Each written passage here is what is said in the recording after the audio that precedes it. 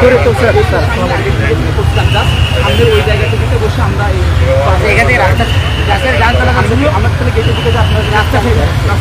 আমরা রাস্তা ছেড়ে যে কোনো মাঠে আমরা রাস্তা চলি আমরা যেভাবে সংযুক্তভাবে গেটের ভিতরে আমাদের সামনে যে জায়গাটা আপনাদের তত্ত্বাবধানে জড়োয় রাস্তায় রাস্তা ছেড়ে দেবো অনলি গেটের কাছে আমরা স্যার গেটের সামনে জায়গাতে স্যার যান চলাচল করেন বসে স্যার কথা বলতে আমরা আমাদের জায়গা থেকে সর্বদা আপনি তো দেখছেন আমরা বিশেষ প্রথম দিন থেকে এখানে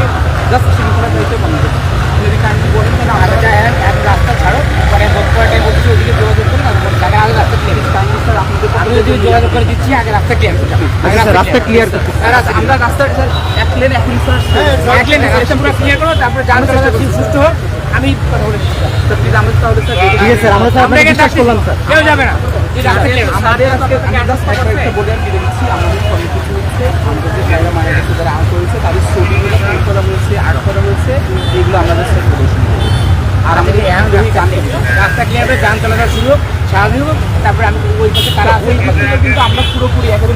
এই যে এই রাস্তাটা ছেড়ে যাবে রাস্তা জাতীয় যান চলাচলের রাস্তায় জনগণের ভোগান্তি সৃষ্টি এটা করা এটা করা যাবে না স্যার আমরা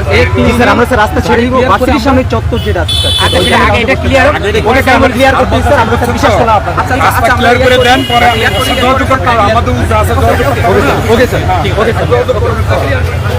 আপনারা ইতিমধ্যে দেখেছেন যে এখানে রাস্তা তারা ব্যারিকেড দিয়েছেন যান চলাচলে বিঘ্নতার সৃষ্টি করতেছেন জনগণের চলাচলে বিঘ্নতার সৃষ্টি করছেন এটা ফৌজদারি অপরাধ আপনাদেরকে বলেছি দয়া করে রাস্তা ছেড়ে দেবেন তারপর আমি অনুরোধ করছি রাস্তা ছেড়ে দেওয়ার জন্য রাস্তা ছেড়ে দেওয়ার জন্য যাতে জনগণের চলাচলে বিঘ্নতার সৃষ্টি নয় তার জন্য তাদের রাস্তা ছেড়ে দিয়ে